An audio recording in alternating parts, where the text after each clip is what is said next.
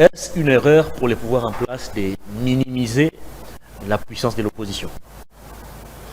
Non, écoutez, ce qui se passe aujourd'hui est que le pouvoir en place est en train de faire ses ballons d'essai. Ça, c'est sûr, parce que c'est comme ça que ça se passe. Kabila l'a fait, mais l'opposition était tellement forte que...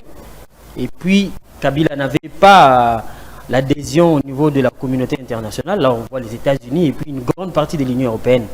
Mais c'est maintenant, aujourd'hui, on va dire, je ne sais pas si c'est la chance ou l'opportunité, que Félix Tshisekedi a. Déjà, au niveau interne, l'opposition est très affaiblie, mais aussi au niveau externe. Qu'est-ce qui vous fait dire que l'opposition est très affaiblie?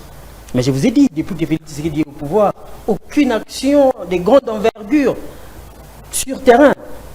Vous êtes journaliste, nous couvrons les activités. Rien sur terrain, rien, alors rien.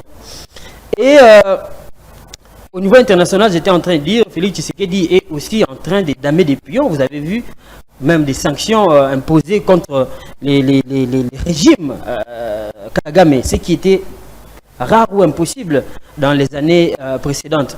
Mais ici, moi, malgré ces sanctions, les États-Unis ont conclu un accord sur le nucléaire avec le Rwanda. Donc, c'est des sanctions...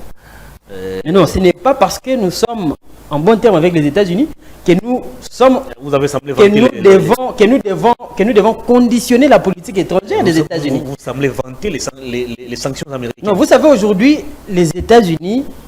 Mais oui, ce sont des sanctions pour un fait. Un fait, c'est quoi? C'est le M23. Le M23 qui a été en mouvement depuis les années 2012-2013. On n'a pas vu ça avec Joseph Kabila qui a clamé tout haut, bien qu'il y avait aussi des implications de Barack Obama. Mais je veux chuter avec ceci. J'ai vu, quand j'ai scrollé avant-hier sur mon téléphone, Facebook, j'ai vu Jean-Marc Abound écrire « Le Sénégal nous a donné une leçon de la maturité politique ». Moi, j'étais en train de rire. Vous rigolez pourquoi? Parce que l'union sacrée, c'est lui. Tout ce qui s'est passé autour du fait politique union sacrée, d'aucuns Congolais savent ce qui s'est passé. Il a estimé que c'est lui ne travaillait plus pour les intérêts des Congolais. Voilà, c'est lui aujourd'hui qui nous donne... Non. Il a claqué la porte parce qu'il avait réprimandé un membre de la famille du président de la République en cours de route. Et puis il y a eu une expédition punitive chez lui dans sa maison. Il n'a pas supporté cette ignominie.